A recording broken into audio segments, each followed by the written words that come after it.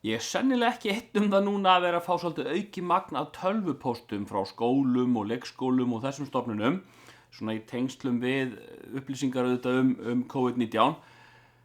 Þetta minnir mig á svolítið sem hefur farið í taugadrað mér og ég er að rekast mikið á þetta núna, svolítið sem hefur farið í taugadrað mér lengi og ég skrifaði einhver blogg þetta í gamla daga og ég held ég hafi kvartað yfir þessu á samfélagsmiðlum oftar einu sinni, nöldursekkurinn sem ég er, og það er þetta að það lítur út fyrir það að kennarastéttin eins og leggur sig á bæði leikskóla og grunnskólastigi hafi aldrei lært almennilega að nota tölvupóst. Það virðist einhvern veginn vera þeim fyrirmunað að skilja að tölvupóstur er hannaður eins og sendibréf. Hann hefur titil og hann hefur innihald og í innihaldshlutanum þar skrifar textan svo hættir að senda. Nei, kennarar þurfa alltaf að búa til litla einhverja svona Rúti Goldberg vél úr þessu og segja í viðhengi fylgir með efni innihaldsins. Setið efni innihaldsins bara í bréfið sjálft, bara í tölvupósts bodyið, eins og það heitir á góður íslensku. Það það sem það er hannað fyrir. Ég kæri mig ekki til það að þurfa að geta lesið vördskjöl á símanum mínum eða hvað svo sem það er. Lengi vel hef ég ekkert verið með eitthvað sem hefur lesið þau á þægilegan hátt.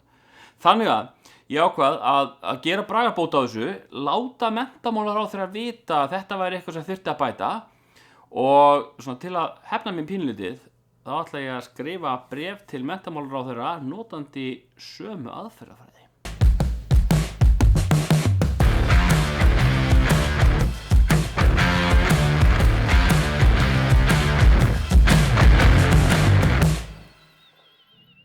Jæja, þá er best að vippa sér í þetta. Við auðvitað byrjum á því að skrifa bréfið í PowerPoint. Því hverjum finnst ekki gaman að fá bréf skrifað í PowerPoint sem er akkurat fullkomin miðill fyrir þetta.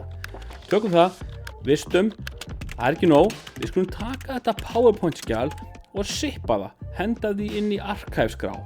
Já, það ætti að vera gott. Heyrðu, tökum svo arkæfskrá, hlöðum henni upp á Dropbox og fólk geta sjálfsögðu nálgast hana. Tökum síðan deilislóðina á Dropbox og lesum hana inn í hljóðskrá ps://*2.dropbox.com lítið L, 0, stórt O, M, lítið, eins og í mamma. Hlöðum henni upp á SoundCloud, þar sem við getum geymt svona einhverja hljóðskrár. Tökum slóðina á skrána sem við hlóðum upp á SoundCloud, sjortinum hana eða styttum hana í einhver svona þægilegt bitly form, hendum við inn í QR-kóða generator, þannig að við búum til svona þægilega, fallega, skannanlegan QR-kóða, prentum hann út, smellum honum í lítið umslag sem við setjum nota bene sem viðhengi inn í stærra umslag sem er bara með leiðbeiningum að nú eigi að lesa innihaldið í litla viðhengda umslaginu, fyllum út utanárskriftina eða framanárskriftina á umslagið og sendum þetta niður í menntamálaráðuneyti.